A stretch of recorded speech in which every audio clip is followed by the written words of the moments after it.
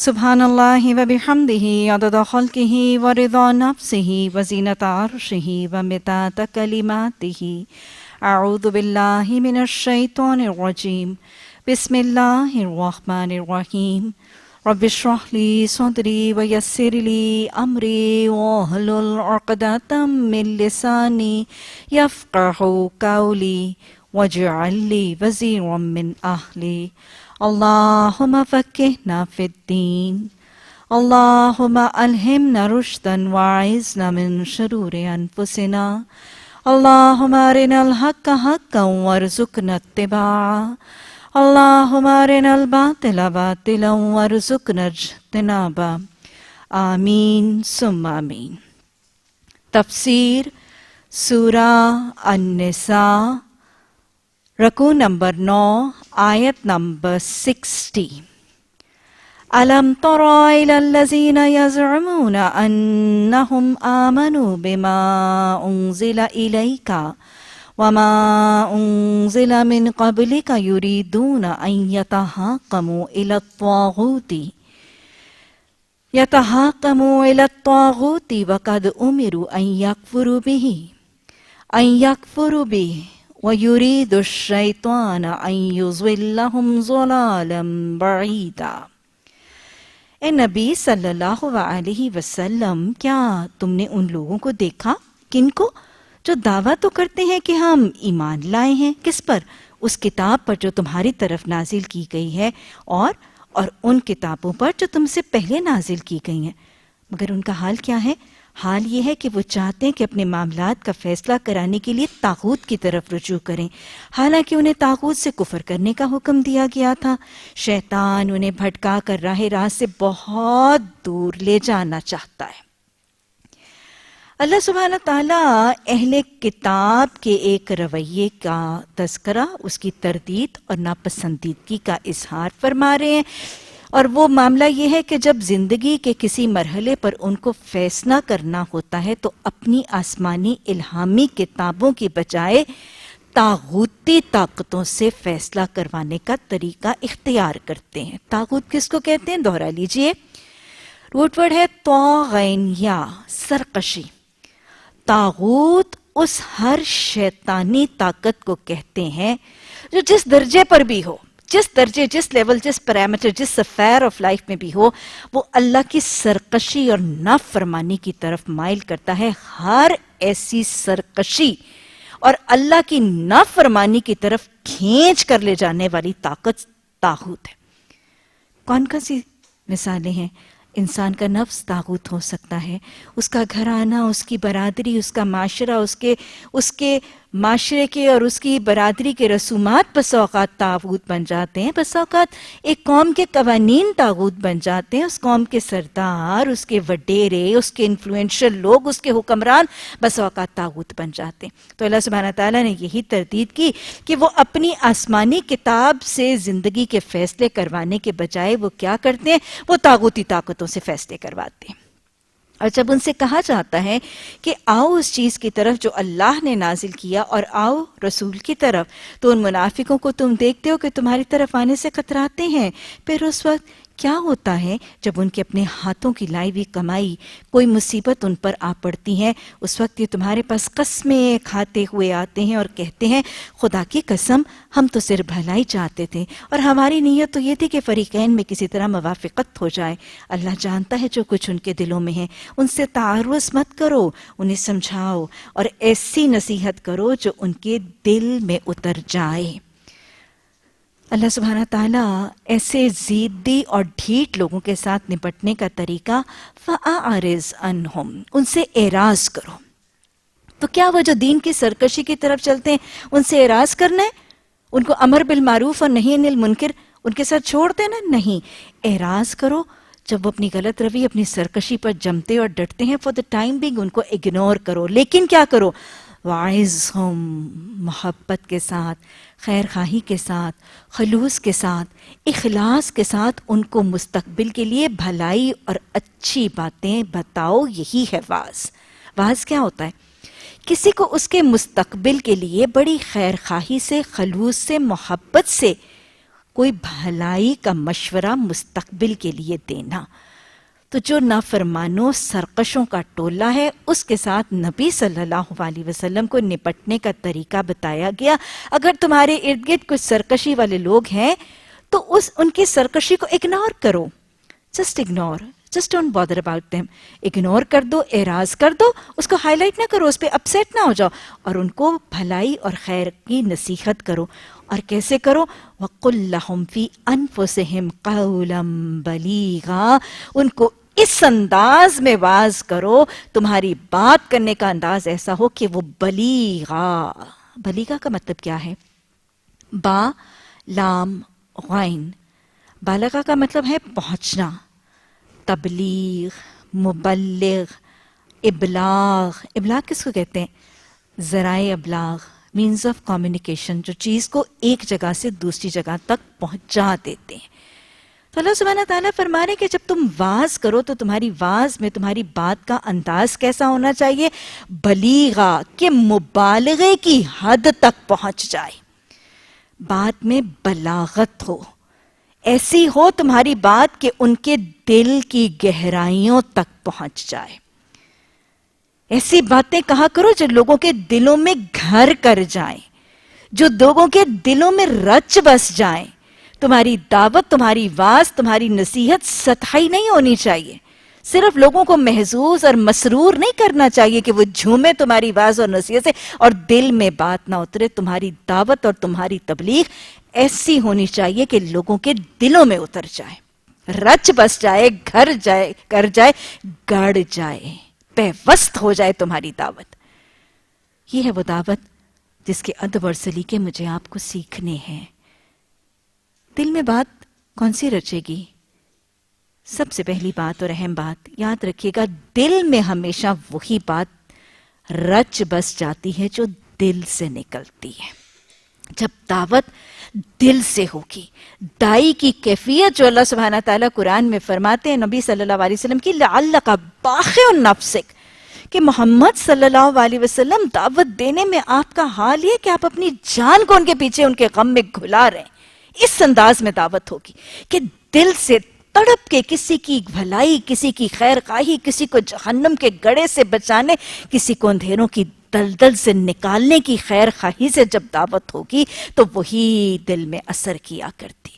وہ دعوت جو محض کسی کو ذلیل کرنے کے لیے, اس کی علمی کمتری ثابت کرنے کے لیے, اپنی علمی برتری ثابت کرنے کے لیے, یا اپنے تفاخر یا تکبر یا اپنی انانیت کے لیے جو دعوت دی جاتی ہے وہ اثر نہیں رکھتی. اثر ہمیشہ اس دائی کی دعوت رکھتی ہے, چاہے الفاظ کتنے سادے کیوں نہ ہوں, الفاظ کتنے سمپل کیوں نہ ہوں, کتنے آسان فہم ہوں وہ الفاظ, لیکن جب بات دل سے نکلتی ہے وہی دل میں اترتی ہے. مجھے کہا نا, دل سے جو بات نکلتی ہے, دل سے جو بات نکلتی ہے پر رکھتی ہے, دل سے جو بات نکلتی ہے اثر رکھتی ہے, پر نہیں طاقت پرواز مگر رکھتی ہے. یہی ہے وہ بلندی, یہ خیال, جو دل سے باتیں نکلتی ہیں وہی دل پر اثر کرتی ہیں. اللہ ہمیں دعوت میں خلوص عطا فرما دے, اخلاص عطا فرما دے.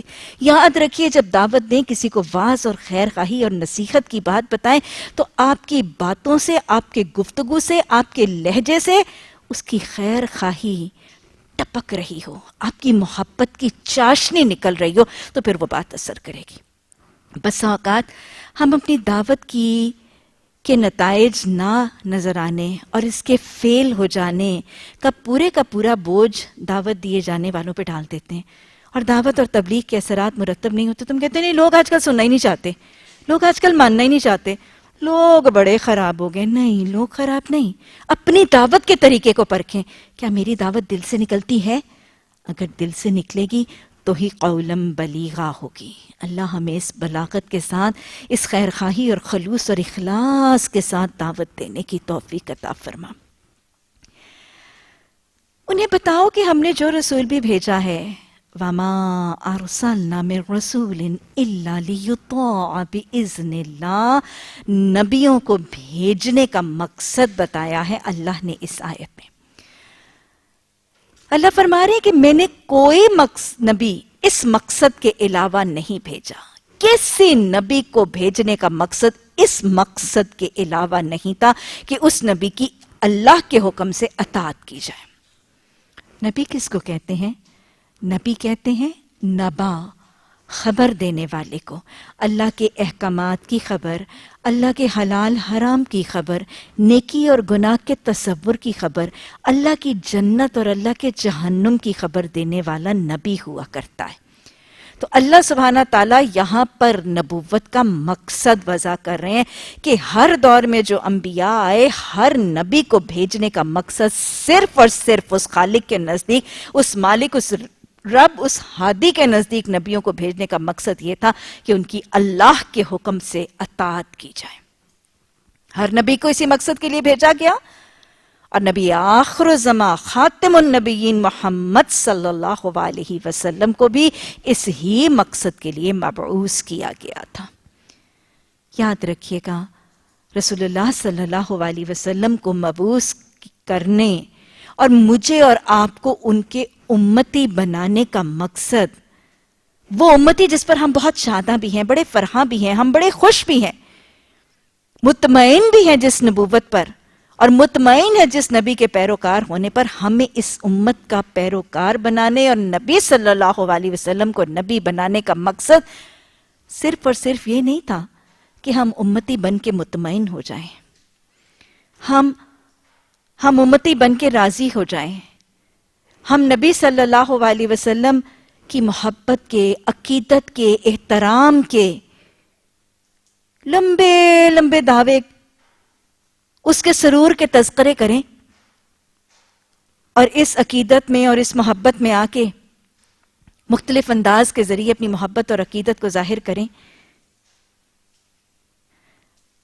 کہیں شان مصطفیٰ صلی اللہ علیہ وسلم ریلیاں نکالی جائیں، کہیں بڑے بڑے جلوس نکالے جائیں، کہیں فلوٹس کا اہتمام کیا جائے، کہیں شربتوں کی شبیلیں لگائی جائیں، کہیں لمبی لمبی سیرت کانفرنسیں برپا کی جائیں، کہیں نعتیہ مشاعروں کا اہتمام کیا جائے، کہیں نعت خوانی کی محفلیں اور کہیں درود کی محفلیں تو برپا کی جائیں، لیکن انہی محبت اور انہی عقیدت کا اعتراف اور دعویٰ کرنے والوں کو جب کہا جائے کہ آؤ اسی نبی صلی اللہ علیہ وسلم کی حدیث کے تعلیمات کو اپنا لو، اسی محمد صلی اللہ علیہ وسلم کے سنت کے نمونوں سے اپنے در و دیوار اور اپنی ذات کو رنگ لو، تو وہ ٹھٹک کے رک جائیں۔ اس لیے نہیں بھیجا گیا تھا۔ آپ کو بھیجنے کا مقصد یا امت میں پیدا کیے جانے کا مقصد صرف محبت نہیں تھا، صرف عقیدت کے دعوے نہیں تھا، مقصد یہ تھا کہ نبی صلی اللہ علیہ وسلم کی حدیث کی تعلیمات کیا اطاعت اور نبی صلی اللہ علیہ وسلم کی سنتوں کا اتباع کیا جائے۔ اللہ ہمیں اس مقصد کی تکمیل کی توفیق عطا فرمائے۔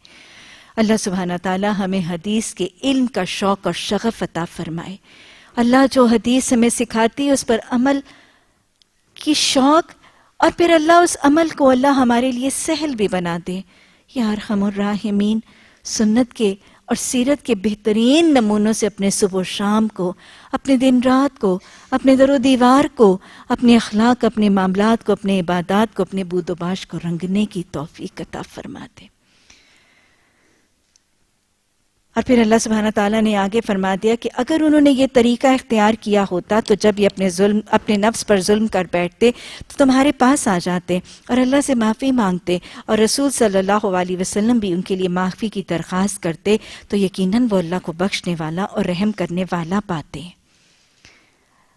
اگلی آیت نمبر 65 بہت ہی دھو ٹوک اور بڑا ہی ایک کڑا سا ایمان کا پیمانہ سکھا رہی ہے۔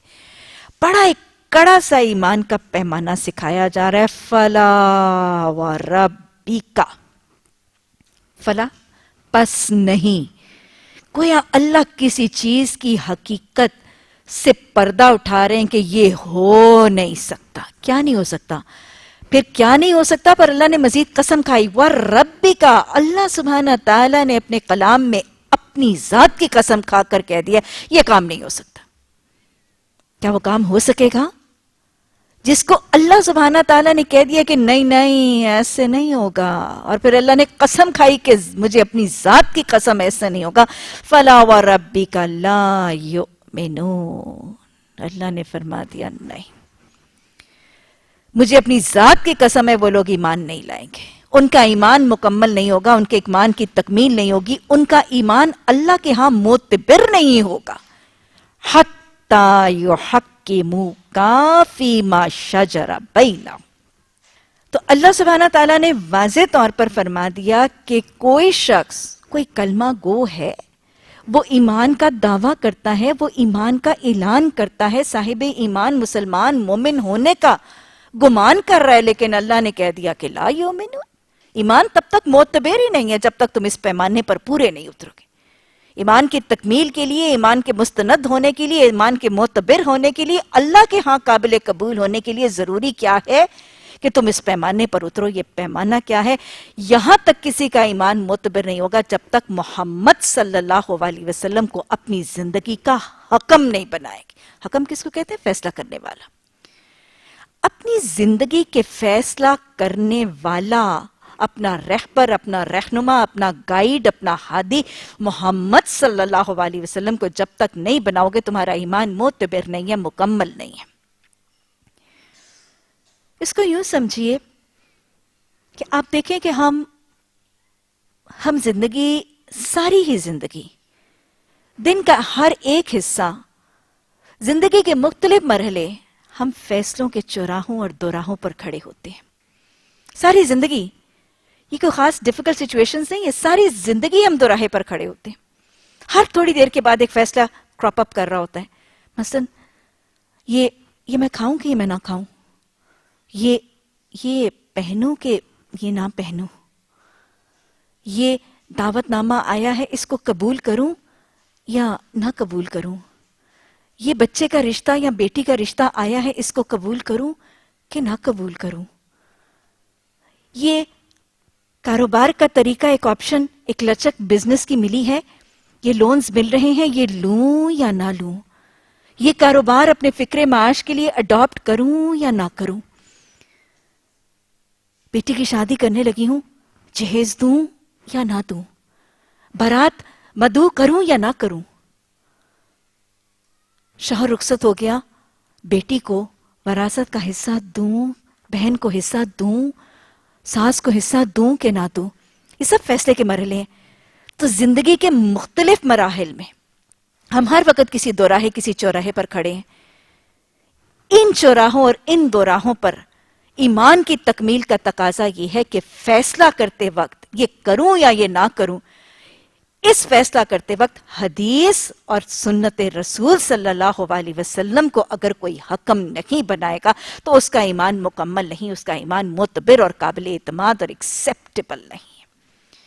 اور پھر صرف یہ نہیں کہ آپ کو حکم نہیں بنانا، فیما شجر بینہم ثم لا یجدوا فی انفسہم حرجا، یہ اس سے کڑی شرط ہو گئی۔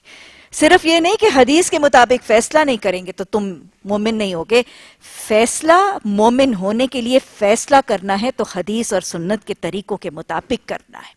اور فیصلہ کرنے کے بعد ایمان کی تکمیل کی اگلی کڑی شرط کیا ہے کہ فیصلہ کرنے کے بعد جب حدیث اور سنت کی روشنی اور تعلیمات کے مطابق فیصلہ کر لیا تو فیصلہ کرنے کے بعد دل میں تنگی بھی نہ آئے۔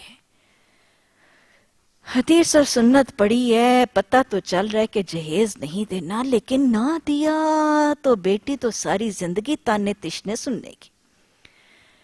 قرآن اور حدیث تو سکھا رہی ہے کہ سود نہ لو، لیکن اگر نہ لیا تو کاروبار تو بہت ہی مندہ پڑ جائے گا۔ شریعت سکھا تو رہی ہے کہ وراثت دے دو، لیکن وراثت اگر داماد کو دے دی تو بیٹا ذرا کمحال اور تنگ دست ہو جائے گا، دل میں تنگی بھی نہ آئے۔ حدیث اور دین کے احکامات کو اپنا حکم اور اپنا رہبر بنانے کے بعد شرح صدر ہو کے، کمفرٹیبل ہو کے، راضی برضا ہو کے، ریلیکسڈ ہو کے، کنٹینٹڈ ہو کے، بلا چوں چراں، بغیر تردد کے، بغیر کسی ڈاؤٹ کے، بغیر کسی کنفیوژن کو اس کو مان لینا ہے۔ اور کیسا ماننا ہے؟ وَيُسَلِّمُ تَسْلِيمًا، اچھی طرح سے، کمپلیشن سے، پرفیکشن سے، پرسیجن سے، پورے کے پورے اہتمام کے ساتھ نہیں مانو گے۔ بڑا کڑا شرط ہے۔ بڑی کڑی شرط ہے ایمان کی. گویا ایمان کی تکمیل اور ایمان کے قابل اعتماد اور معتبر ہونے کے لیے لازم ہے کہ ہم اپنی زندگی کے فیصلے قرآن اور حدیث کے مطابق کریں. فیصلے کرنے کے بعد دل میں کوئی تنگی نہ آئے، کوئی ڈاؤٹس، کوئی آفٹر تھاٹس، کوئی ریگریٹس، کوئی کنفیوژن، کوئی ڈبل مائنڈڈ ہونے کا طریقہ نہ ہو. اور اہتمام بھی کیسے کریں؟ بڑے اہتمام کے ساتھ، لزوم کے ساتھ، پرفیکشن اور پریسیژن کے ساتھ ہم اطاعت کریں. یہ ہے اصل ایمان کی تکمیل کا پیمانہ، وہ جو نبی صلی اللہ علیہ وسلم نے فرمایا تھا کہ تم میں سے کوئی شخص اس وقت تک مومن نہیں ہو سکتا جب تک اس کی نفس اس چیز کے تابع نہ ہو جائے جو میں دیکھ کر بھیجا گیا. بالکل اس آیت کی تفسیر میں یہ حدیث. تم میں سے کوئی شخص اس وقت تک مومن نہیں ہو سکتا جب تک اس کی نفس اس چیز کے تابع نہ ہو جائے جو میں دے کر بھیجا گیا. اللہ یہ اتباع کی توفیق عطا فرما. اللہ ایسا اطاعت گزار بنا دے، ایسا فرما بردار بنا دے، اور اللہ فرما برداری اور اطاعت کا یہ طریقہ ہم سب کو سکھا دے. اللہ اس میں رسوخ عطا فرما دے، اللہ اس میں ثابت کرنی عطا فرما دے، اللہ اس میں آسانیوں کے در و دیوار ہمارے لیے کشادہ فرما دے. اگر ہم نے انہیں حکم دیا ہوتا کہ اپنے آپ کو ہلاک کر دو، یعنی احکامات تمہارے لیے بڑے آسان ہیں. اگر انہیں حکم دیا ہوتا کہ اپنے آپ کو ہلاک کر دو یا اپنے گھروں سے نکل جاؤ، تو ان میں سے کم ہی آدمی اس پر عمل کرتے. حالانکہ جو نصیحت انہیں کی جاتی ہے، اگر یہ اس پر عمل کرتے تو یہ ان کے لیے زیادہ بہتری اور زیادہ ثابت قدمی کا ذریعہ ہوتا. اور جب یہ ایسا کرتے تو ہم انہیں اپنی طرف سے بہت بڑا اجر دیتے اور انہیں سیدھا راستہ دکھا دیتے جو اللہ اور رسول صلی اللہ علیہ وسلم کی اطاعت کرے گا. پیچھے کیا بتایا گیا تھا کہ نبی کو بھیجنے کا مقصد کیا ہے؟ اطاعت کرنا. اب اطاعت کا انعام بتایا جا رہا ہے. اگر نبی صلی اللہ علیہ وسلم کا اطاعت کرو گے، ان سے محبت کرو گے، تو پھر کیا ہوگا؟ وہ ان لوگوں کے ساتھ ہوگا جن پر اللہ نے انعام فرمایا. کون سا انعام؟ یعنی انبیاء، صدیقین، شہداء اور صالحین. کیسے اچھے ہیں یہ رفیق، کیسے اچھے ہیں یہ ساتھی جو کسی کو میسر آ جائیں. یہ حقیقی فضل ہے جو اللہ کی طرف سے ملتا ہے، اور حقیقت جاننے کے لیے بس اللہ ہی کا علم کافی ہے. اللہ سبحانہ تعالیٰ نے نبوت کا مقصد بتایا، ہمارا نبی کے ساتھ تعلق کا طریقہ بتایا کہ نبیوں کو بھیجنے کا مقصد صرف یہ تھا کہ ان کا اتباع کیا جائے. اگر تم ان کا اتباع اور ان کی اطاعت نہیں کرو گے تو تمہارا ایمان مکمل نہیں ہوگا. اور اگر تم اپنے ایمان کی تکمیل کے ساتھ دین کے دائرے میں داخل ہوگے، اللہ اور اللہ کے رسول کی اطاعت کرو گے صلی اللہ علیہ وسلم کی، تو پھر تمہارا کیا ہوگا؟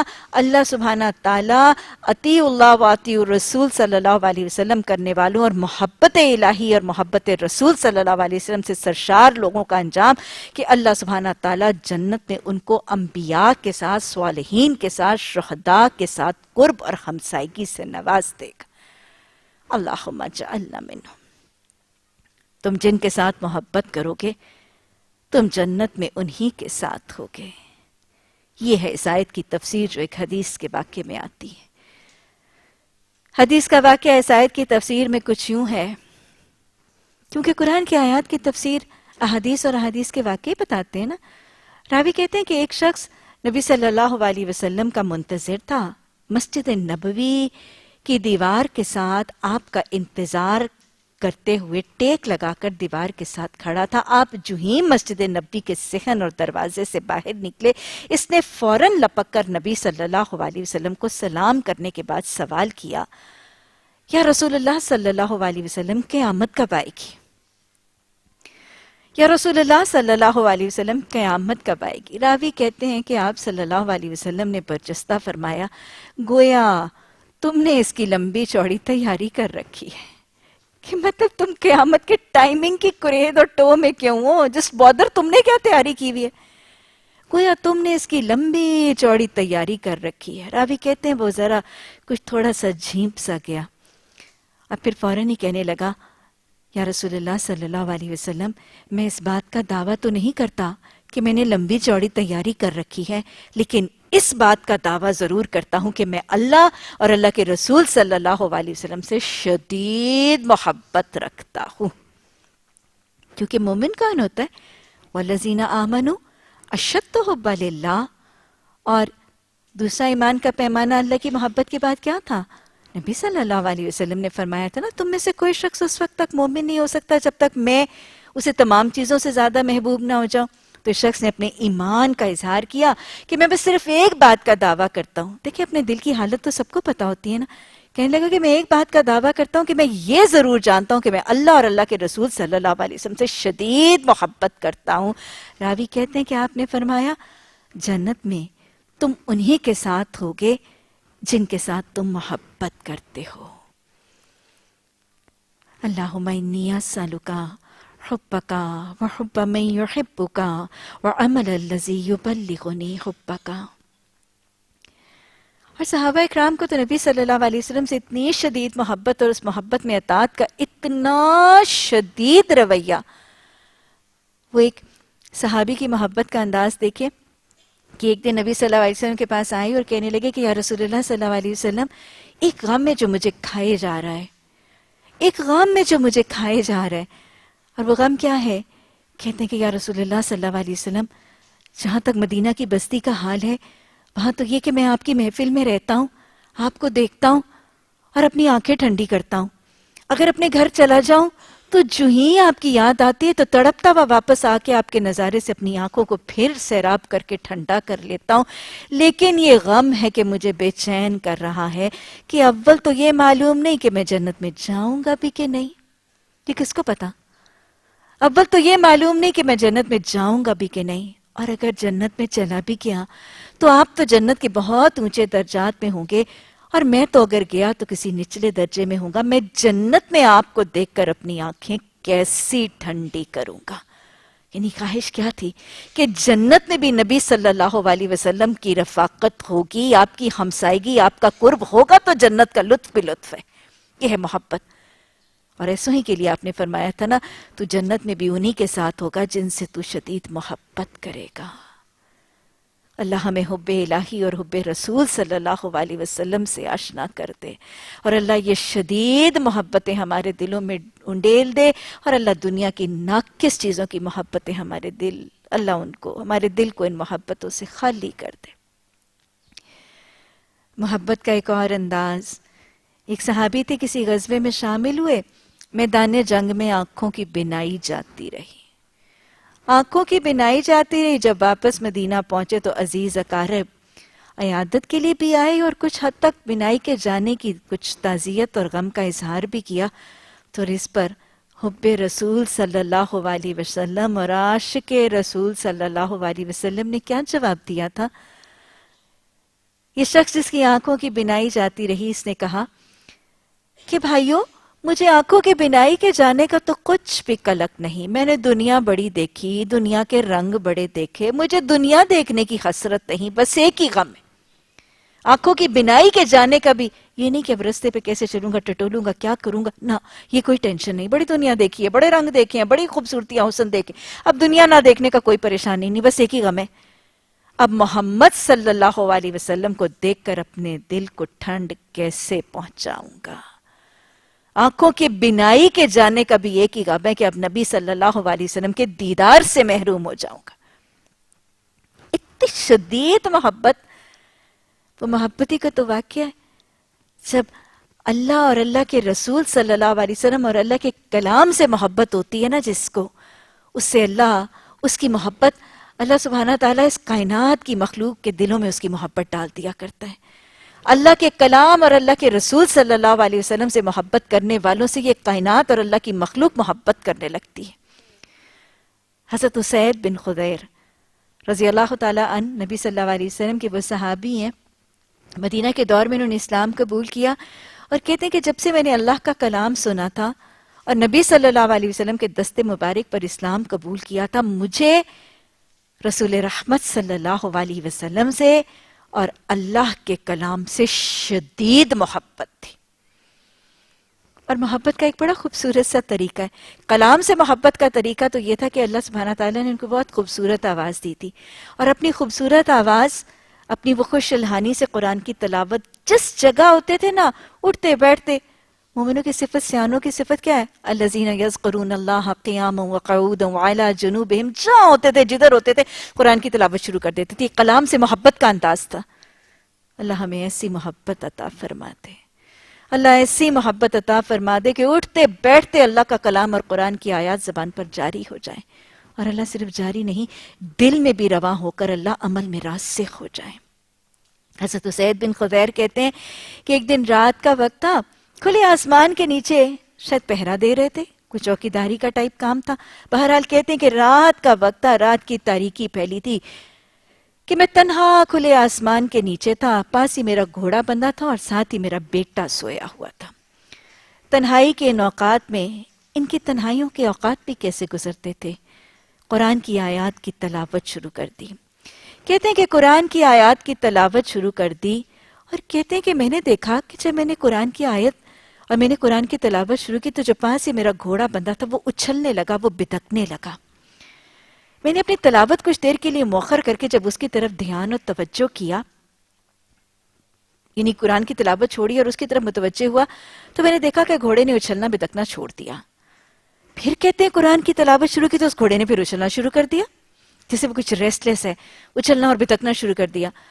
کہتے ہیں کہ پھر میں اپنی جگہ سے اٹھا اس فکر سے کہ یہ اچھلنے بدکنے والا گھوڑا کہیں پاس ہی میرے بیٹے کو نہ کچل دے اور اس کی جگہ میں منتقل کروں، اس غرض سے جب میں اٹھا تو اٹھتے وقت میری آسمان کی طرف نگاہ گئی، اور میں جب آسمان کی طرف دیکھا تو میں نے دیکھا آسمان میں ایک روشن بدلی تھی۔ میں نے آسمان میں دیکھا کہ ایک روشن بدلی تھی جس کے ساتھ بہت ہی خوبصورت روشن قندیلیں معلق تھی، وہ لٹکی ہوئی تھی۔ روشن سی چمکدار بدلی تھی اور اس کے ساتھ خوبصورت سی روشن قندیلیں لٹک رہی تھیں، اور کہتے ہیں کہ جیسے میں نے اوپر دیکھا میں نے دیکھا کہ وہ بدلی اونچی اونچی اٹھی اور پھر وہ میری نگاہوں سے اوجھل ہو کر غائب ہو گئی۔ صبح میں نے یہ ماجرا نبی صلی اللہ علیہ وسلم کو سنایا کہ ایسے میں تلاوت کر رہا تھا، ایسے گھوڑا بدک رہا تھا، ایسے پھر میں نے وہ آسمان پہ وہ بدلی دیکھی روشن قندیلوں والی۔ کہتے ہیں آپ صلی اللہ علیہ وسلم نے فرمایا، اسید وہ فرشتے تھے، اسید وہ فرشتے تھے جو آسمان سے تمہاری تلاوت سننے کے لیے اتر رہے تھے۔ جن کو اللہ اور اللہ کے کلام سے محبت ہے، اللہ کی مخلوق اور اللہ کے فرشتے جو اس کی مقرب مخلوق ہے وہ ان سے محبت کرنے لگتے ہیں۔ اسید وہ فرشتے تھے جو آسمان سے تیری تلاوت سننے کے لیے اتر رہے تھے، اور اگر تو اپنی تلاوت کا سلسلہ جاری رکھتا تو وہ فرشتے زمین پر اترتے، یہاں تک کہ ہم بھی انہیں اپنی آنکھوں سے دیکھتے۔ یہ ہے کلام الہی سے محبت کرنے والوں کا انجام، اور یہ ہے ان کے درجے، اور یہ ہے ان کی فضیلتیں۔ اور پھر حضرت اسید کہتے ہیں کہ دوسری محبت مجھے نبی صلی اللہ علیہ وسلم سے بہت شدید محبت، یعنی جس دن سے کلام سنا تھا اس کلام سے محبت ہو گئی، اس کا عاشق ہو گیا، اور جس دن نبی صلی اللہ علیہ وسلم کے دست مبارک پر اسلام قبول کیا تھا اس ذات اقدس سے محبت ہو گئی۔ اور محبت کا اتنا پیارا سا انداز ہے، آپ دیکھیں کہ آپ نے بس اوقات دیکھا ہوگا، آپ کو جو شخص بہت پیارا ہوتا ہے، بس اوقات اپنے پوتے پوتیاں بہت ہی عزیز ہوتے ہیں، بچے بہت عزیز ہوتے ہیں، چھوٹا بچہ گھر کا بہت لاڈلا ہوتا ہے، سارے کیا کر رہے ہوتے ہیں؟ آتے جاتے کیا کر رہے ہوتے ہیں؟ چوم رہے ہوتے ہیں، ہے نا؟ تو جو بہت محبوب ہوتا ہے اس کو چومنے کا بھی شوق ہوتا ہے۔ حضرت اسید کہتے ہیں کہ بس جس دن سے میں نے نبی صلی اللہ علیہ وسلم کے دست مبارک پر اسلام قبول کیا تھا مجھے شدید محبت تھی، اور اس شدید محبت میں میری سب سے بڑی خسرت یہ تھی کہ کاش میں آپ کے جسم اقدس کو کبھی چوم سکوں۔ یہ محبت کا انداز تھا۔ کہتے ہیں دل میں بڑی حسرت، اور یاد رکھیے گا کہ جب ایسی حسرتیں دل میں ہوتی ہیں تو پھر اللہ وسیلے اور رستے بھی نکال دیتا ہے۔ کہتے ہیں کہ ایک دن میں محفل میں بیٹھا ہوا تھا کہ نبی صلی اللہ علیہ وسلم میرے پیچھے سے آئے، اور انہوں نے بے تکلفی کے ایک محبت کے انداز میں میری کمر، میرے پیچھے سے میری بغل کے نیچے چٹکی کاٹی، مطلب ایک بے تکلفی کا ایک دوستانہ سا طریقہ ہے نا۔ کہتے ہیں کہ میں نے فوراً کہا نبی صلی اللہ علیہ وسلم آپ نے مجھے چٹکی کاٹی ہے، مجھے تکلیف ہوئی ہے۔ مطلب دیکھیں کتنی آزادی رائے ہے، کتنی لبرٹی اور سپیچ ہے، اور کتنی دوستانہ ماحول ہے، اور کتنی بے تکلفی ہے، ایک ہی واقعے کے ساتھ کتنا کچھ مل جاتا ہے۔ آج ذرا سا حکومت عہدہ اقتدار آتا ہے لوگ سٹک اپ ہو جاتے ہیں، لوگ سٹف نیک ہو جاتے ہیں، ایروگنس آ جاتی ہے، تکبر آ جاتا ہے، کتنی بے تکلفی اور سادگی ہے نا۔ تو آپ نے فرمایا کہ اچھا تمہیں تکلیف ہوئی ہے تو چلو تم مجھے کاٹ لو۔ کتنا عدل، کتنی مساوات، کتنی عاجزی۔ مدینہ کے سربراہ پہلے دوستوں کے ساتھ بے تکلفی، اور پھر بے تکلفی کے بعد ایسا بھائی چارہ اور ایسی مساوات۔ اچھا تمہیں تکلیف ہوئی ہے تو چلو تم بھی کاٹ لو۔ حضرت اسید بن خضیر کہتے ہیں کہ میں نے کہا نبی صلی اللہ علیہ وسلم آپ نے میری ننگی پشت پر چٹکی کاٹی ہے، آپ کے جسم مبارک پر تو آپ کا کرتا مبارک موجود ہے۔ نبی رحمت صلی اللہ علیہ وسلم نے، حضرت عزیر کہتے ہیں، فوراً اپنی پشت پہ سے اپنا کرتا اٹھا دیا کہ لو اب اس پہ کاٹ لو، برابری کا معاملہ ہو جائے گا، عدل ہے نا۔ کہتے ہیں کہ بس جو ہی وہ کرتا اٹھا، مجھے میری زندگی کی حسرت مل گئی، اور میں نبی صلی اللہ علیہ وسلم کے جسم اقدس کے ساتھ لپٹ گیا، اور میں نے اتنے بوسے لیے کہ وہ میری زندگی کا بہترین وقت اور میری زندگی کی بہترین حالت تھی۔ اللہ سبحانہ تعالیٰ ان محبت کی قصوں کو سن کے ہی ہمیں محبت سے سرشار کر دے، اور اللہ ہمیں ان میں سے نہ بنا دینا جو صرف محبت کرنے والے ہوں، محبت کے دعوے کرنے ہوں اور محبت کے سرور میں جھومنے والے ہوں۔ اللہ ان میں سے بنانا جو محبت کر کے اپنے آپ کو اس محبوب کے رنگ میں رنگنے کے حریص بن جائے۔ اللہ سنت کا اتباع ہم سب کے لیے آسان کر دے، اور اللہ اسی محبت اور اس محبت کے اتباع کی بدولت ہم سب کو بھی انبیاء کا، صالحین کا، شہداء کا جنت میں ساتھ عطا فرما دینا۔ رب ابنی لی عندک بیتا فی الجنہ۔ اب اگر محبت ہے اللہ اور اللہ کے رسول سے تو ان ریاستوں کی حفاظت کرو، کہ پھر کیا کرو؟ یا ایھا الذین آمنوا خذوا حذرکم، اے لوگو جو ایمان لائے ہو، مقابلے کے لیے ہر وقت تیار رہو۔ میں نے آپ کو بالکل ابتدا ہی میں یہ بات بتائی تھی کہ سورہ نساء کے اندر ایک اسلامی سوسائٹی اور ایک اسلامی معاشرے کے لیے مختلف درجوں میں احکامات ہوں گے۔ سب سے پہلے نکاح کے احکامات، خطبہ نکاح کی آیت، اس کے بعد ایک اسلامی گھرانے کا سٹرکچر ایوالو کیا گیا، وہاں پہ حدود، قیود، فرائض اور ذمہ داریاں سکھائی گئیں، یہ بیسک یونٹ بتایا گیا۔ بیسک یونٹ کے بعد جب گھر کی دیوار سے باہر نکلے، گھر کے دروازے سے باہر نکلے، تو معاشرے کے اندر کیا کرو، معاشرے کے کمزور پسے ہوئے طبقے کے ساتھ کیسے ڈیل کرو، یہ اسلامی معاشرے کے آپس کے لوگوں کے دستور اور طریقے سکھا دیے گئے، یہاں تک کہ ماتحتوں، ملازموں، غلاموں، غریبوں، مسکینوں، خمسایوں، سب کے ساتھ طریقہ سکھا دیا گیا، بخل اور تکبر وغیرہ کے طریقے سمجھا دیے گئے، اور پھر اس اسلامی معاشرے کا نظام حکومت اور اس کا سسٹم آف گورننگ پالیسیز بتا دی گئیں کہ اللہ اور اللہ کے رسول صلی اللہ علیہ وسلم کے بعد اپنے اولو الامر کی اطاعت کرو۔ اب جو پورے کا پورا ایک اسلامی نظام، انڈیویجول، گھر کے بعد معاشرہ، اس کا سسٹم آف گورنمنٹ ایوالو ہو گیا، تو اب اس اسلامی ریاست کے باہر کے معاملات، اس کی فورن پالیسیز، اس کی فورن سٹریٹجیز، اور فورن سٹریٹجیز سے پہلے اپنی اسلامی سرحد کی حفاظت کے احکامات۔ جب تمہاری ریاست وضع ہو جائے گی تو یہ ریاست جو ہے یہ ایک نمونہ ہوگی قرآن کا، اب اس کے اوپر حملے اور یلغار ہوں گے، تو اپنی اس ریاست کو وارڈن آف کرنا اور اس کی حفاظت کرنا۔ تو اے لوگو جو ایمان لائے ہو، تم کیا کرو، خذوا حذرکم، تم پکڑ لو، تم اختیار کر لو، تم اڈاپٹ کر لو، تم تیار کر لو، حذرکم۔ حاذال را کا مطلب ہے ڈرنا، ڈرنا، خوف، حذر الموت، موت کا خوف۔ خوف کی حالت میں یا ڈر یا بچنے کے لیے آلات، ہتھیار کو کہا جا رہا ہے کہ اے مسلمانوں، اپنی بچاؤ کے لیے، اپنی حفاظت کے لیے اسلحے، ہتھیار تیار کر لو۔ اور یہ ایک جنرل سا حکم ہے، یہ ہر دور کے لیے ہے۔ جس دور میں جو حذرکم ہوگا اس کو تیار کر لو۔ اس دور میں ذرا بختر تھی، ڈھالیں تھیں اور حملے کے طریقے اور تھے۔ اس دور میں، جیسے میں نے آپ کو سورہ ال عمران میں بتایا تھا، ہماری بات ہوئی تھی نا، اس دور میں جنگیں کہاں ہوتی تھی؟ سرحدوں پر ہوتی تھی، جغرافیکل سرحدوں پر ہوتی تھی، جغرافیائی سرحدوں پر جنگیں ہوتی تھیں، اور ایک سے ایک کی جنگ ہوتی تھی، اور پورے کا پورا لشکر دوسرے لشکر سے جنگ کرتا تھا، اور جنگ کے میدان میں نبرد آزما ہوتا تھا۔ آج جنگیں ضروری نہیں کہ ایسے ہوں۔ سورہ ال عمران کے اختتام پہ بھی بات ہوئی تھی، آج جنگیں معاشرتی، ثقافت، تمدن، تعلیم، صحت، مختلف شعبہ ہائے زندگی میں کافروں کی مسلمانوں کے ساتھ جنگ ہے۔ کافر مختلف سفیئرز آف لائف میں آج مسلمانوں پر اور اسلامی ریاستوں پر حملہ کر رہے ہیں۔ وہ ہمارے معاشی نظام پر بھی حملہ کرتے ہیں، وہ ہمارے تعلیم کے نظام پر بھی حملہ کرتے ہیں، وہ ہمارے صحت کے نظام پر بھی حملہ آور ہو رہے ہیں، اور وہ ہماری معیشت پر، ہماری ثقافت پر، ہمارے تمدن پر، ہمارے کلچر پر، تمام چیزوں پر، ہمارے ٹریڈیشنز پر، ہمارے کھانے پینے، بود و باش، ہمارے لباس، ہمارے سوچ تک پر وہ حملہ آور ہو رہے ہیں۔ تو یہ کہا جا رہا ہے کہ اپنے ہر حملہ کی جانے والی سرحد پر اپنے حفاظت کے طریقے تدارک کا معاملہ اختیار کر لو۔ ہر فرد کو کہا جا رہا ہے کہ سب ایمان لانے والوں تم اپنے حفاظتی طریقے، افراد اپنے لیے، مائیں اپنے بچوں کے لیے، اپنے معاشرے کے لیے ہر حفاظتی طریقہ اختیار کر لو۔ پھر کیا کرو؟ فَانْفِرُوا، پھر نکلو، ان کے مقابلے کے لیے، حفاظت کے لیے نکلو۔ صُبَاتًا، اکیلے ہو تو اکیلے نکلو، وَانْفِرُوا جَمِيعًا، جماعت کی شکل میں مل کر نکلتے ہو، لیکن نکلو ضرور اس حفاظت کی۔ ہاں، سب تو نہیں نکلیں گے۔ منافق اگر نہیں نکلیں گے تو منافق اللہ کی نظر میں کیسے ہیں؟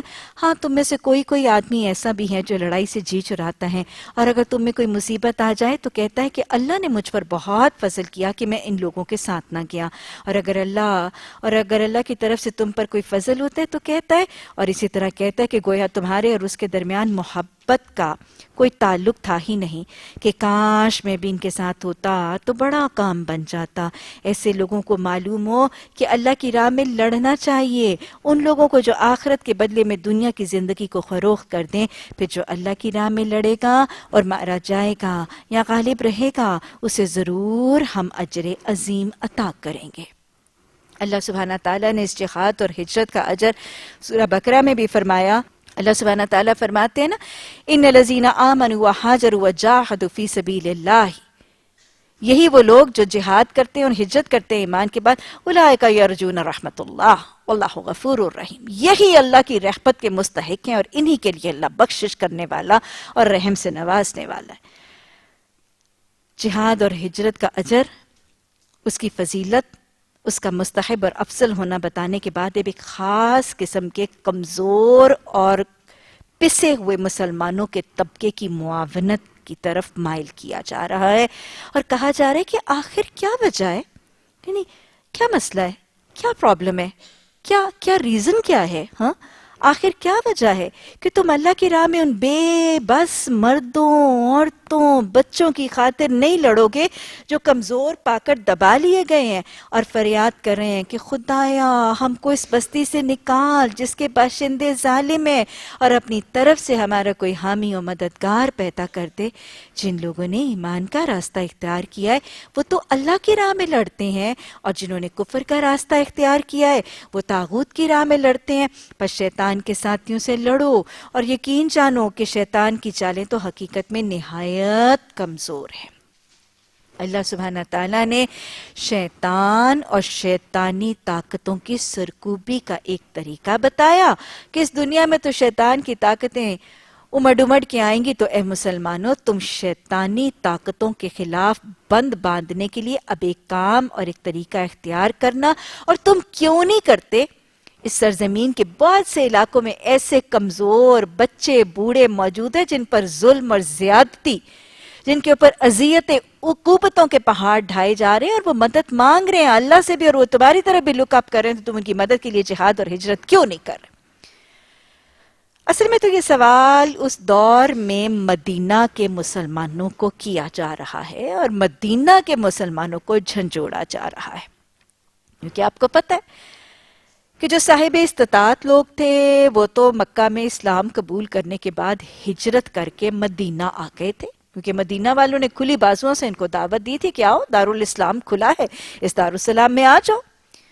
یہ ہجرت کر کے مکہ سے مدینہ آ گئے تھے، لیکن مکہ میں بہت سے لوگ اس کے علاوہ بھی تھے، کوئی بیوہ عورتیں تھیں، کوئی بوڑھے لوگ تھے، کوئی چھوٹے بچے تھے، یہ لوگ اسلام قبول کر چکے تھے، لیکن نبی صلی اللہ علیہ وسلم اور صحابہ کی ہجرت کے بعد یہ اتنی طاقت، اتنی استطاعت، اتنی سواری، اتنے حالات نہیں پاتے تھے کہ مکہ سے منتقل ہو کے مدینہ آ جائیں۔ دیکھیں سب کے حالات تو برابر نہیں ہوتے، ان کے پاس سینس ہی نہیں تھی، ان کے پاس سواری نہیں تھی، ان کے پاس مال ہی نہیں تھا، ان کے پاس حالات ہی نہیں تھے، ان کے پاس معاون ہی نہیں تھا۔ ایک بچہ ایک گھر کا ایمان قبول کر گیا تھا، باقی گھر والے نہیں جانے دے رہے تھے۔ کہ حضرت ام سلمہ اور حضرت ابو سلمہ کے واقعات نہیں دیکھے تھے؟ بہت سے بیچارے مظلوم تھے جو اب مدینہ کی بستی میں تھے، مکہ کی بستی میں تھے اور مدینہ نہیں آ پا رہے تھے۔ اب ظاہر ہے وہ مشرکین مکہ جن کے چنگل سے نکل کر بہت سے لوگ آزاد ہو کے ایک انڈیپینڈنٹ ریاست بنانے میں کامیاب ہو گئے تھے، اب جب وہ تھوڑے سے بیچارے نہتے خالی ہاتھ مکہ کی بستی میں رہ گئے تھے، ان کے اوپر وہ کیسے کیسے ظلم توڑتے ہوں گے، کیسے کیسے مارتے ہوں گے، کیسے کیسے اذیتیں دیتے ہوں گے.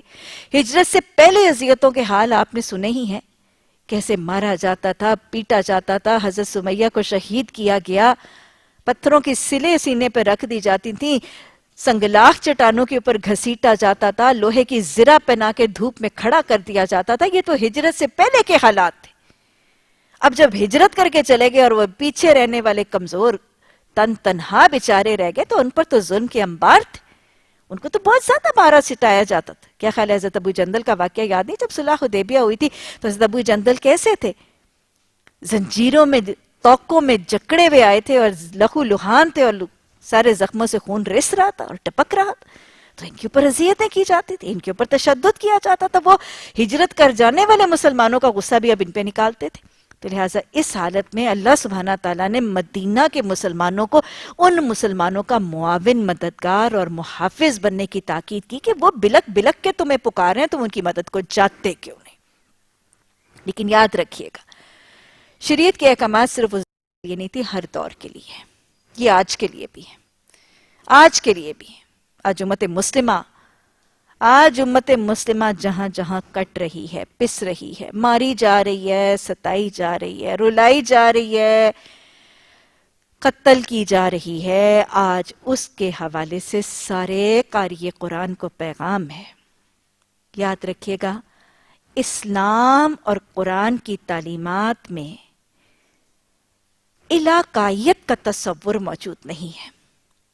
ایک خاص ریاست، ایک خاص مملکت یا علاقائیت کا تصور اسلام کا تصور نہیں ہے. اسلام، وہ جو کہتے ہیں نا، اسلام نوز نو باؤنڈریز. اسلام ایک گلوبل ریلیجن ہے، اسلام ایک بین الاقوامی دین ہے. وہ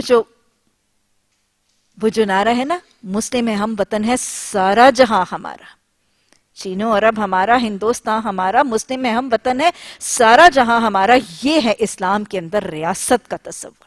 اسلام کے اندر ریاست کا تصور ایکچولی موجود نہیں ہے. ایک ہو مسلم حرم کی پاسبانی کے لیے نیل کے ساحل سے لے کر تاب خاک خاشگر، یہ ہے تصور اسلامی ریاست کا. ہاں، ایڈمنسٹریٹو مقصدوں کے لیے تو صوبے بھی ہیں، شہر بھی ہیں، ممالک بھی ہیں، لیکن مسلمانوں کا دل ایک بین الاقوامی سطح پر ایک امت کے ساتھ دھڑکتا ہے. یہ تصور ہے جو قرآن کا تصور ہے.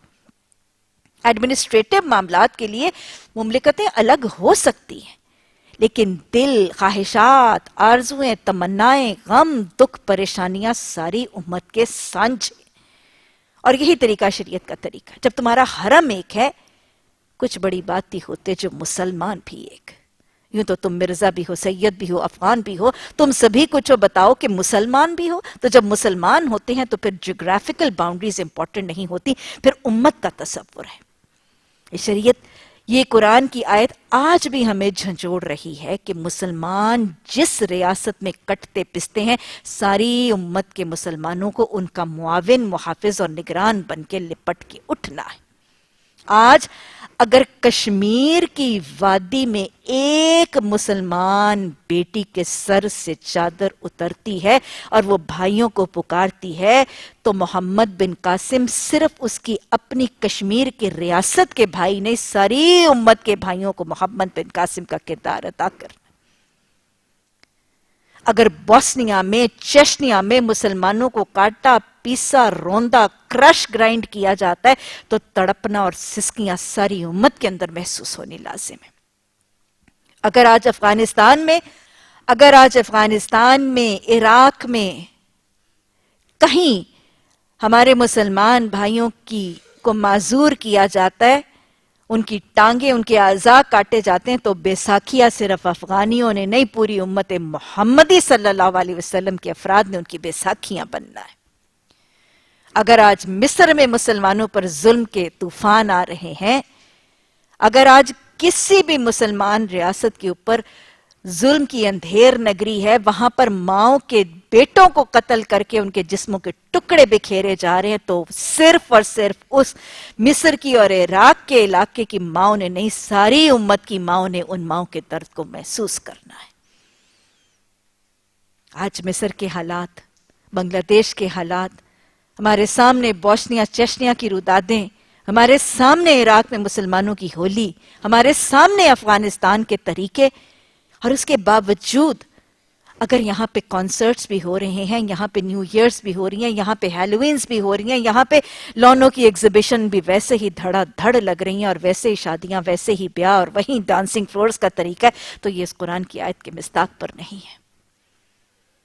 ان کے غموں پر تمہیں بھی رونا ہے، ان کی تکلیفوں اور دکھوں پر تمہیں بھی تڑپنا ہے، ان کے پریشانیوں پر تمہیں بھی سسکنا ہے، اور ان کا معاون اور مددگار تمہیں بھی بننا ہے۔ یہ ہے پیغام اس آیت کا۔ ہماگیر بین الاقوامی دین ہے، امت کے افراد ایک ہیں، ان کے دکھ، ان کی خوشیاں، ان کے غم سب سانجے ہیں، سب کو ایک دوسرے کی معاونت کے لیے یکجا ہو جانا ہے، اور یہی پیغام ہے اس آیت کریم۔ یہ جو سلوگن آج کل بسا اوقات دیا جاتا ہے نا، سب سے پہلے پاکستان اور صرف ہمارا پاکستان، یہ قرآن کا طریقہ اور قرآن کا نظام نہیں ہے۔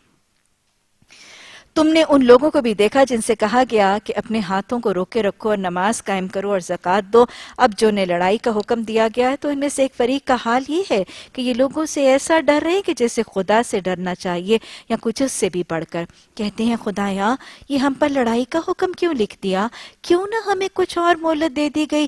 ان سے کہو دنیا کا سرمایہ زندگی تھوڑا ہے، اور آخرت ایک خدا ترس انسان کے لیے زیادہ بہتر ہے، اور تم پر ظلم ایک شمع برابر بھی نہیں کیا جائے گا۔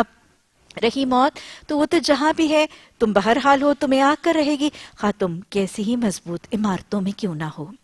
اگر انہیں کوئی فائدہ پہنچتا ہے تو کہتے ہیں کہ اللہ کی طرف سے، اور اگر کوئی نقصان پہنچتا ہے تو کہتے ہیں تمہاری بدولت سے۔ کہو سب کچھ اللہ کی طرف سے ہے۔ آخرکار ان لوگوں کو کیا ہو گیا ہے کہ کوئی بات انہیں سمجھ ہی نہیں آتی۔ اے انسان، جو بھلائی بھی تجھے حاصل ہوتی ہے وہ اللہ کی عنایت سے، اور جو مصیبت تجھ پر آتی ہے وہ تیرے اپنے قصب اور عمل کی بدولت۔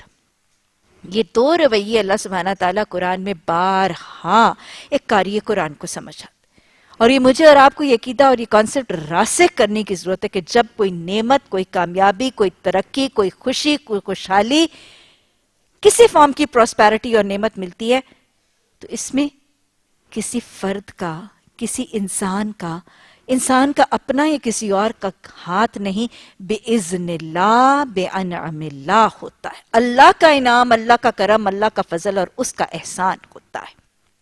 تو گویا جب اللہ کی طرف سے نعمت ملتی ہے، ترقی، کامیابی ملتی ہے، حکومت، عہدہ، اقتدار، مال، کوئی بھی نعمت ملتی ہے، تو جب یہ ہے اللہ کی طرف سے، نہ میرا کمال نہ کسی اور کا کمال، تو پھر کیا کرنا ہے؟ سب سے پہلے نعمتوں کے ملنے پر شکر۔ دوسرا، جس کا انعام ہے اس کا ذکر۔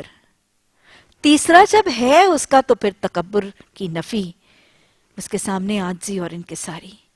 ہر نعمت کے ملتے وقت یہ رویے لازم ہیں، اور یہ ہوں گے تب جب ہماری سوچ یہ ہوگی کہ ہر نعمت میرے رب کا دین ہے، اس میں نہ میرا کمال ہے نہ اللہ کے کسی بندے کا کمال ہے، یہ بِإِذْنِ اللہ ہے، یہ بِإِذْنِ اللہ ہے۔ شکر، ذکر، تکبر کی نفی، اللہ کے سامنے عاجزی، اور پھر شکر کا تقاضا یہ ہے کہ اس نعمت کو دینے والے کے احکامات کے مطابق استعمال کیا جائے، اس کی بھی بتائے ہوئی حدود قیود کے مطابق استعمال کیا جائے، کہ شکر کا تقاضا ہے۔ اور پھر شکر کا حتمی تقاضا یہ ہے کہ جس نے دیا ہے اس کے راستے میں اس کی رضا کے لیے خرچ کیا جائے۔ یہ نعمتوں کے ملنے پر اللہ کا پسندیدہ مومن بندے کا رویہ ہے۔ اور مصیبت اور تکلیف کے آتے وقت وہی جو بات ہم نے سورہ آل عمران میں بھی کہی تھی، غزوہ احد کے بعد جب ان کے اوپر اتنی تکلیف آئی تو انہوں نے کہا کہ یہ تکلیف کہاں سے آئی ہے؟ تو اللہ نے کیا کہا تھا؟ ان سے کہو کہ تمہارے اپنے ہاتھوں کی لائی ہوئی ہے۔ تو تکلیف کے آنے پر یہ سوچنا کہ یہ میرے اپنے ہاتھوں کی لائی ہوئی ہے، اپنے قصب اور اپنے عمل کی بدولت ہے۔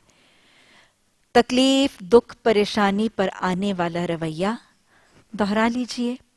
کتنا دہرانا ہے، کتنا یاد کرنا ہے کہ ہماری فطرت ثانیہ بن جائے، جو ہی تکلیف غم آئے خود بخود ہم سے وہ رویہ ہونے لگے۔ سب سے پہلے شکر، پھر ذکر، پھر صبر، پھر اللہ کی طرف جھولی پھیلا کے دعا اور حاجت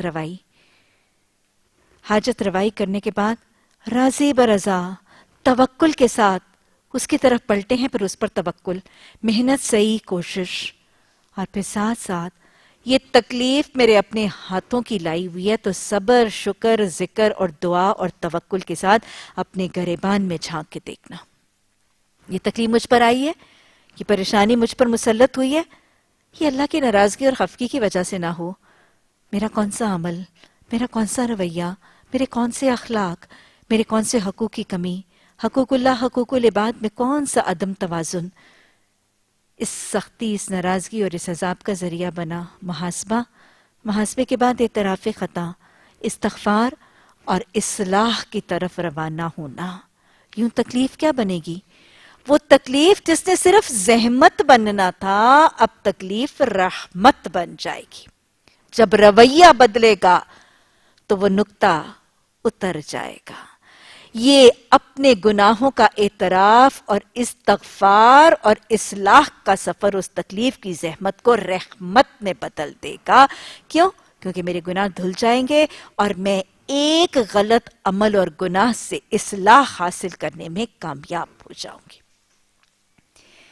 اے محمد صلی اللہ علیہ وسلم، ہم نے تم کو لوگوں کے لیے رسول بنا کر بھیجا، اور اس پر خدا کی گواہی کافی ہے۔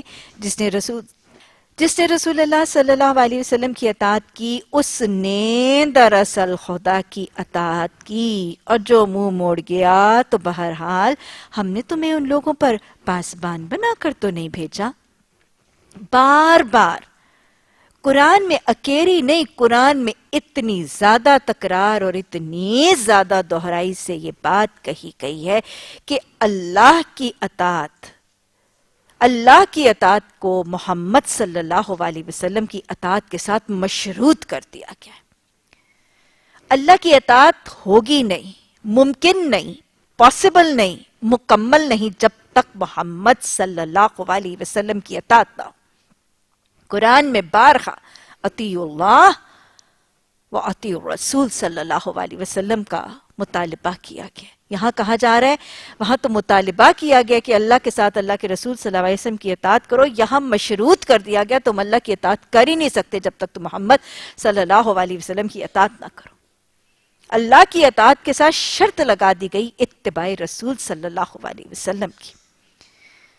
حدیث میں بھی آتا ہے نا، آپ نے فرمایا جس نے میری اطاعت کی اس نے اللہ کی اطاعت کی، جس نے میری اطاعت کی اس نے اللہ کی اطاعت کی، جس نے میری نافرمانی کی اس نے اللہ کی نافرمانی کی۔ آپ صلی اللہ علیہ وسلم نے یہ بھی فرمایا، تم میں سے کسی شخص کا ایمان اس وقت تک پورا نہیں ہو سکتا جب تک اس کا نفس اس چیز کے تابع نہ ہو جائے جو میں دے کر بھیجا گیا ہوں۔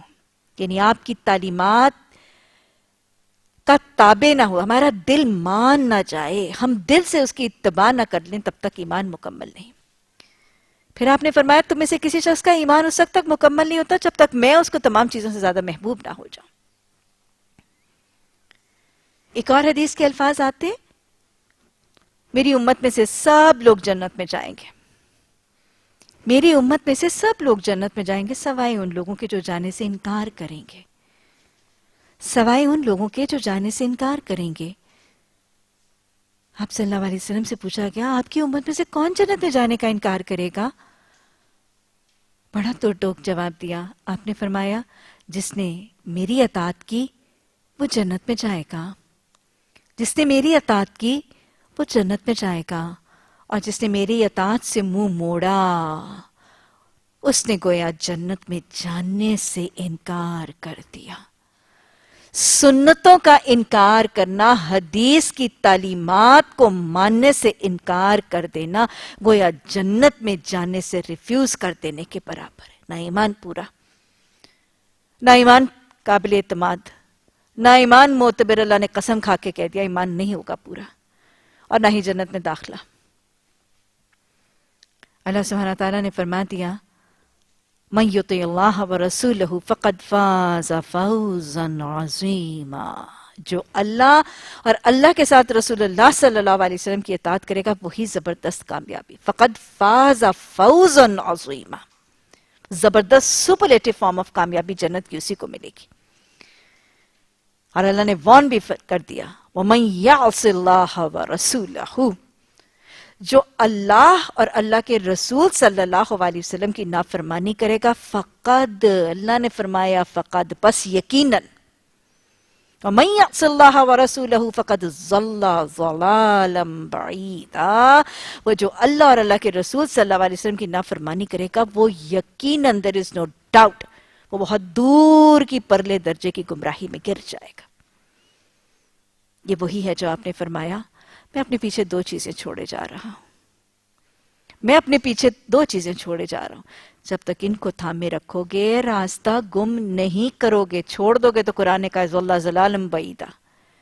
جب تک ان کو تھامے رکھو گے راستہ گم نہیں کرو گے. یہ دو چیزیں کیا ہیں؟ قرآن اور سنت قائمہ.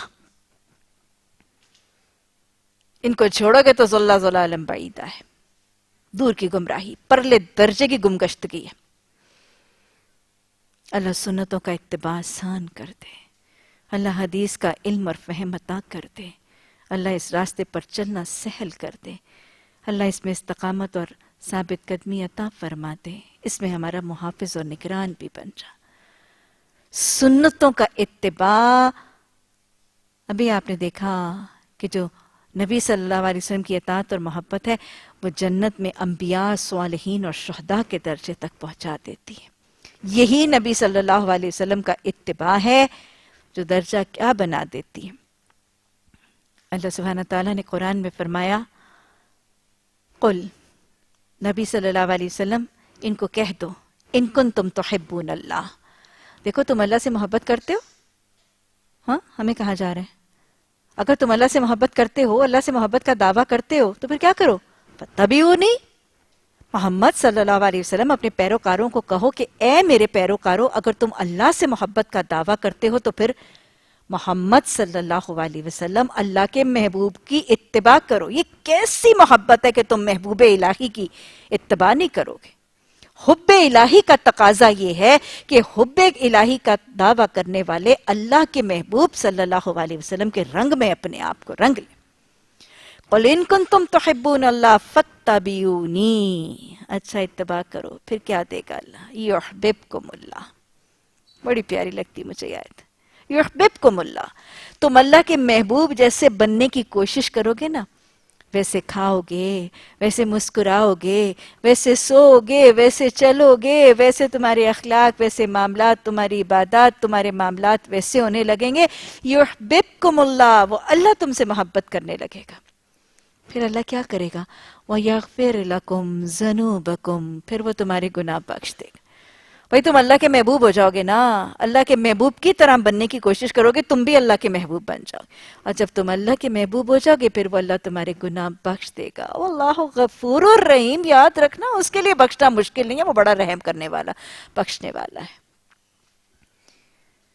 اللہ ہمیں خود بھی سنتیں سیکھنے اور یہ سنتوں کی تعلیم معاشرے تک پہنچانے اور سب سے بڑھ کے اپنی اولادوں کو ان کا عادی بنانے کی توفیق عطا فرما دے. خود بھی سنتوں کو مانیے، اپنی اولادوں کو ان سنتوں کا عادی بنائیے تاکہ وہ اولادیں بھی والدین کے لیے صدقہ جاریہ بن جائیں اور ان کے عمل باقیات الصالحات فوت ہونے والے والدین کے لیے بن جائیں. وہ منہ پر کہتے ہیں کہ ہم مطیع فرمان ہو گئے، مگر جب تمہارے پاس سے نکلتے ہیں تو ان میں سے 1 کروڑ راتوں کو جمع ہو کر تمہاری باتوں کے خلاف مشورے کرتا ہے. اللہ ان کی ساری سرگوشیاں لکھ رہا ہے اور تم ان کی پرواہ نہ کرو. اللہ پر بھروسہ رکھو، وہی بھروسہ رکھنے کے لیے کافی ہے. کیا یہ لوگ قرآن پر غور نہیں کرتے؟ اگر یہ اللہ کے سوا کسی اور طرف سے ہوتا تو اس میں بہت کچھ اختلاف بیان نہیں پائی جاتی. یہ لوگ جہاں کوئی اطمینان بخش یا خوفناک خبر سن پاتے ہیں اسے لے کر پھیلا دیتے ہیں، حالانکہ اگر یہ اسے اپنے رسول اور اپنی جماعت کے ذمہ دار اصحاب تک پہنچائیں تو وہ ایسے لوگوں کے علم میں آ جائے جو ان کے درمیان اس بات کی صلاحیت رکھتے ہیں کہ اس سے صحیح نتیجہ اخذ کر سکیں. تم لوگوں پر اللہ کی مہربانی اور رحمت نہ ہوتی تو تمہاری کمزوریاں ایسی تھیں کہ معدود چند کے سوا تم سب شیطان کے پیچھے لگ گئے ہوتے. اب چونکہ ایک اسلامی ریاست کا سسٹم چل رہا ہے تو ایک اسلامی معاشرے کے اندر اور ایک اسلامی نظام کے اندر ایک اور اصول اور ایک اور طریقہ جو بسا اوقات بہت ہی نقصان دہ ہو جاتا ہے ایک سوسائٹی کے لیے، اس کے خلاف روکا جا رہا ہے۔ کون سی چیز؟ افواہ رسانی، اسکینڈل مونگرنگ، افواہ رسانی، ایک سنی سنائی بات کو آگے پہنچانا اور انتشار، فساد، بگاڑ اور عجیب سا خوف اور ہیبت کا ماحول کریٹ کر دینا، افواہ رسانی سے بچایا، منع کیا جائے۔ کتنا مکمل ہے نا ہمارا دین، اور کتنی جامعیت سے ہیں اللہ کے احکامات کی۔ چھوٹی سی بات ہے افواہ رسانی، اس کو بھی قرآن میں ایکسپلین کیا جا رہا ہے۔ حدیث کے الفاظ آتے ہیں، آپ صلی اللہ علیہ وسلم نے فرمایا ہر شخص کے جھوٹا ہونے کے لیے یہ کافی ہے، ہر شخص کے جھوٹا ہونے کے لیے یہ کافی ہے کہ وہ ہر سنی سنائی بات کو آگے لے کر چلے۔ نہیں ادھر سے پہنچی، نہ تحقیق کی، نہ تصدیق کی، نہ پردہ ڈالا، نہ کور اپ کیا، بس ملی ہے خبر، چلو جی۔ وہ کہتے ہیں نا، وہ تشہیر کا بڑا شوق ہے، میرے پاس خبریں بڑی ہوتی ہیں، لیٹسٹ خبر میرے پاس ہوتی ہے، I am always full of news. یہ کون سا ذہن ہے؟ یہ بچگانہ ذہن ہے، امیچیور ذہن ہے۔ بچے ہوتے ہیں نا ایسے، گھر میں کوئی بری بات ہو سب سے پہلے تشہیر کون کرتا ہے؟ بس اوقات آپ نے دیکھا ہوگا، شام کو والد گھر میں آتے ہیں، گھر میں صبح کوئی لڑائی ہوئی تھی، کوئی جھگڑا ہوا تھا، اماں نے کسی کو پیٹا تھا، سب سے پہلے کون؟ اماں، اماں، ابا، ابا، آپ کو پتا ہے آج امی نے بھائی کو مارا تھا، آج فلاں بچے ہوتے ہیں، یہ چھوٹا سا ذہن ہوتا ہے، سب سے پہلے کوئی بری بات ہوئی ہے تو وہ بچے نے بتانی ہے، سب سے پہلے کوئی اچھی بات، مطلب یہ بچگانہ ذہن ہے، امیچور ذہن ہے۔